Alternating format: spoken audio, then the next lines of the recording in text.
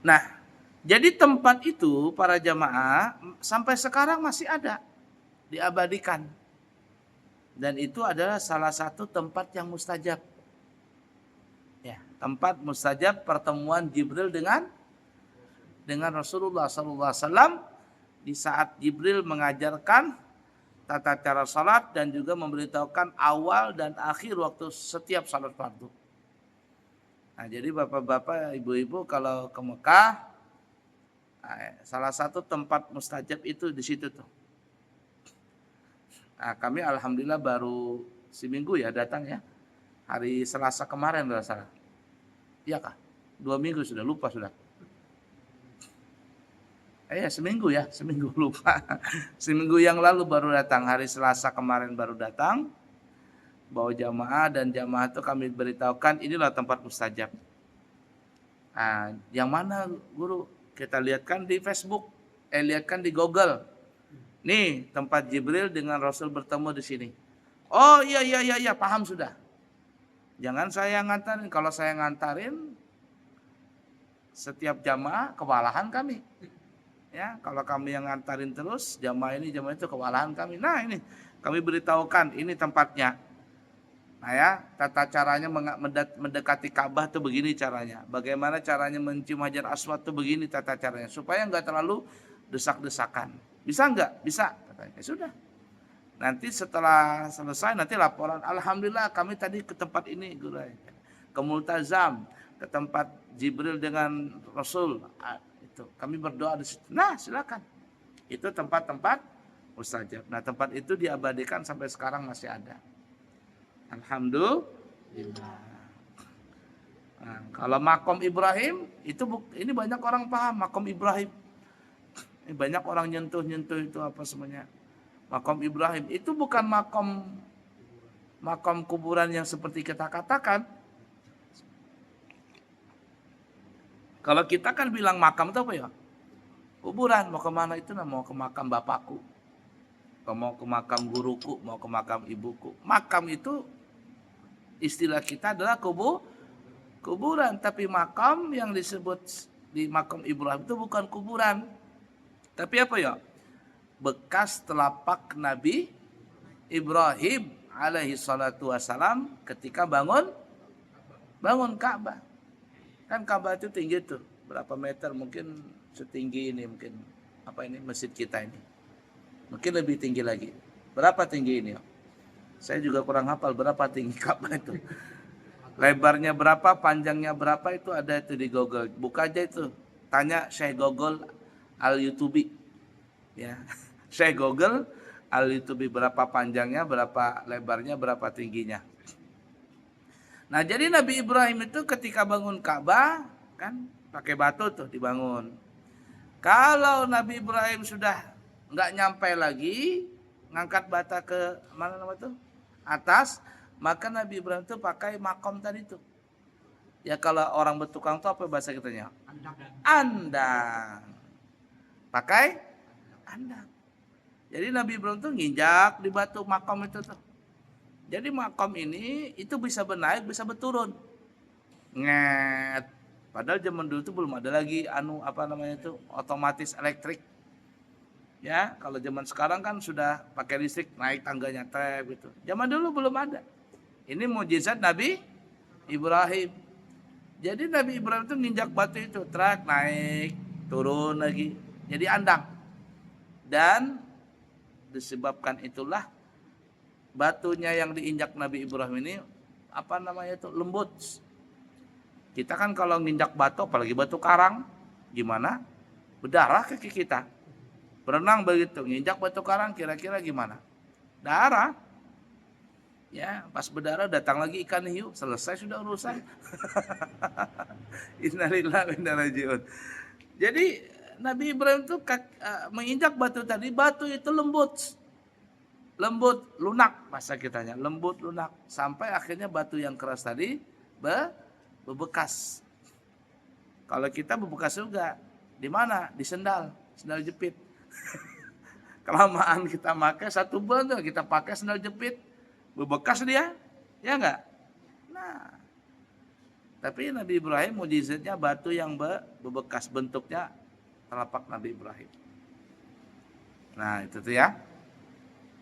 Kenapa kita ke cerita tadi itu ya? Oh tempat mustajab.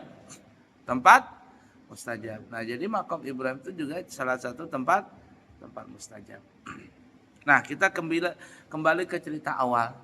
Nah jadi yang tadinya 50 waktu akhirnya 5 waktu. Dan diajarkan tata cara sholat itu serta bacaannya serta awal dan akhir waktunya itu oleh Jibril di hari pertama setelah Nabi pulang dari Isra dan Mi'raj. Kata Jibril, ini namanya zuhur, ini isya, ini maghrib, ini asar, ini subuh, kan begitu tuh. Nah orang kita menyebutnya Islam. Jadi kalau orang ngaku Islam itu harus sholat. Kenapa? Karena Islam itu singkatan. Isya, S, subuh, L, lohor. Orang zaman dulu bilang lohor. Orang Jawa bilang lohor juga. Orang Banjar, lohor juga. Nggak tahu orang Bugis bilang apa orang Bugis kalau zuhur itu. Ya, orang Bali itu, sudahkah masuk lohor? Kamu sudah sholat lohor kah? Kata mamanya. Kamu sudah sholat lohor belum? Lah kasih sholat lohor katanya. Lohor. Nah asar, maghrib, isya. Ya subuh, Islam isya, subuh, zuhur, asar, maghrib. Islam. Nah, jadi kalau orang ngaku Islam sholat 5 waktu. Tapi kalau orang ngaku Islam tapi nggak sholat subuh itu bukan Islam namanya. Ilam. Apa agamamu? Ilam. Loh kenapa ilam? Nggak sholat subuh katanya. La ilaha illallah. Ada yang nggak sholat sama sekali. Agamamu apa? Islam pak. Sholat nggak? Enggak pak. Wah berarti kamu Islam KTP. Apalagi Islam KTP sementara. Ada nggak KTP sementara lagi? Nggak ada ya. Jadi kalau orang bikin KTP langsung ya online. Kenapa? Harusnya SIM kayak dulu. Maunya gitu. Udah repot-repot. Tapi SIM juga kayaknya nggak lama kok sekarang. Hah? Nggak, kayaknya SIM tuh nggak lama kita bikin hari ini. Asalkan lulus ujian, keluarnya langsung. Hah? 5 tahun aja. Oh, waktunya. Ya, maunya sih. Tapi ini mau dibikin undang-undang, tahu diterima apa enggak itu sama DPR ya? Mana mau polisi? Mana mau? Duitnya enggak ada. Kalau seumur hidup aman sudah SIM. Ya, ala kulli hal. Pajak mobil seumur hidup. Kalau di Dubai kan enggak ada pajak itu, mobil itu. Makanya biasa aja mobil. Pajaknya enggak ada. Jadi kalau sudah beli mobil selesai, seperti kita beli sepeda selesai sudah.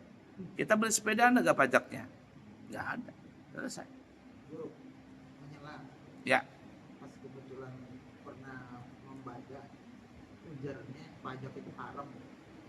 Ya, itu sebenarnya gini, kalau pajak itu kalau pajak untuk apa namanya ini? Untuk kemaslahatan bersama, itu para ulama mengatakan boleh, asalkan dikelola oleh pemerintah. Nah, pemerintah itu kan menarik pajak untuk apa ya? Untuk kita juga. Kalau pajaknya yang untuk kebersamaan, namanya ma'unah, untuk pertolongan kita, untuk semuanya. Kita kan kalau nggak ada pajak repot juga. Ya, bagaimana jalanan? Jalanan itu kan dari mana? Dari pajak. Apalagi? Ya jalanan, kemudian gaji-gaji guru, gaji-gaji apa saja, termasuk yang anak kita sekolah makan apa namanya itu, BMG apa namanya itu, EPA, ya terserah lah, pokoknya yang makan siang itu juga dari hasil pajak. Itu ala kulli hal. Cuman kalau orang-orang salafi kan enggak boleh pajak itu.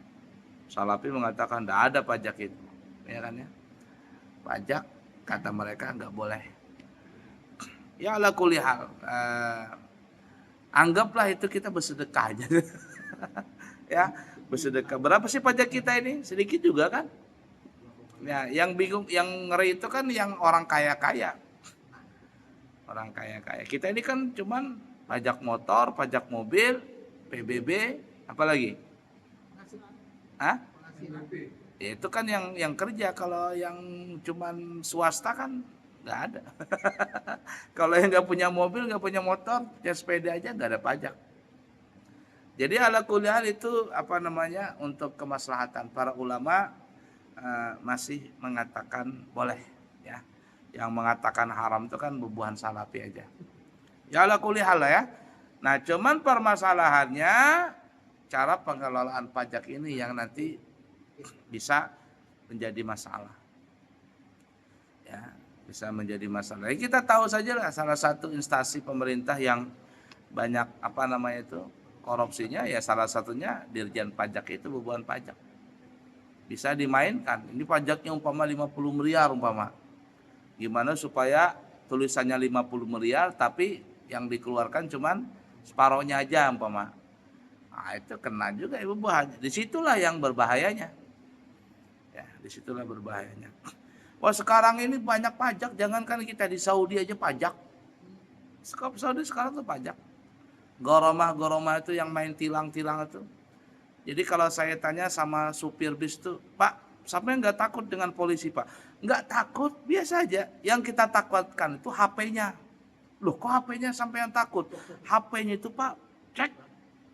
Kalau dia motor sudah itu, selesai kita. Ya. Jadi kalau kita sama polisi itu biasa aja. Tapi kalau polisi sudah mengeluarkan HP, ding ding, dipoto kita punya mobil, selesai. Kita nanti nggak tahu nanti pas kita mau apa namanya bayar pajak lah atau bayar apa igomah itu izin tinggal di sana, kena kita. Ada yang 20 juta, 30 juta, aduh gimana katanya. Sampai ada supir bis itu katanya, saya ini bulan ini habis gaji saya cuman bayar itu aja, gharama apa namanya itu, bayar denda aja. Nah, itu susahnya. Sedikit kita ini parkir ya. Umpama parkir dikasihkan 3 menit. Kita lewat 3 menit sudah selesai, cek polisi. Dari jauh aja. Bahkan saya mendengar tuh yang teman-teman supir katanya polisi itu malah dikasihkan reward apa namanya? Reward kah namanya? Reward kalau dia bisa mendapatkan orang-orang yang melanggar itu banyak. Jadi ibarat kata kesalahan itu dicari-cari. Kesalahan itu memang dicari. Pokoknya siapa yang bisa mendapatkan bulan ini umpama menilang umpama sampai sekian banyak, dapat reward. Nah, itu sudah terjadi di Saudi. Hah? Ya itu. Saya tanya kok dulu kayaknya enggak ada loh begitu. Pajak itu enggak. Sekarang pajak parkir tuh kayak kita nih, parkir bayar. Kalau kita mau masuk ke tempat mana, parkir tuh bayar. Kata saya dulu tuh perasaan enggak ada loh. Dulu katanya enggak ada. Terus kapan adanya seperti ini, pajak dan sebagainya nih? Setelah Raja Salman balik dari Bali. Tahun berapa itu Raja Salman balik dari Bali itu? Yang dia ke Bali itu loh. Sebelum corona kan? Nah, Saudi ini kan sudah mulai kehabisan apa namanya ini? Kata orang-orang sana sih sudah kehabisan, bukan kehabisan, sudah menipis dia punya minyak. Dia sudah menipis dia punya minyak itu. Berapa puluh tahun lagi selesai sudah. Kalau dia nggak pintar-pintar untuk mengelola uang itu selesai. Dan kita tahu orang Saudi ini orangnya royal. Arti royal itu dia kalau soal makanan, pakaian nggak mau yang murah. Nggak mau yang murah. Kita kalau makan ayam 1 ekor, potong berapa di rumah? Potong 20, 40 mah, kalau 40 itu bikin soto. Hah? Potong 24, potong 12. Hah?